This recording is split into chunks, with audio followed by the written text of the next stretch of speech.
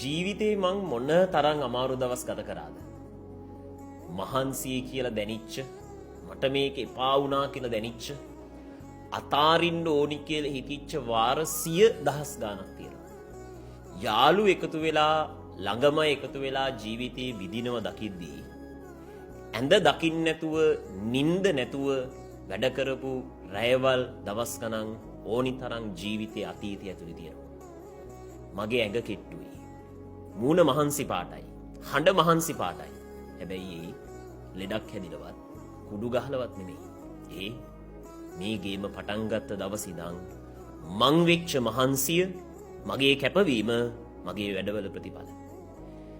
ජීවිතයේ දවසක අපි නිදහසේ තැනකිද්දී අපිට තියෙන්න ඕනි අපි මහන්සි වෙච්ච දවස්වල අතීත මතක.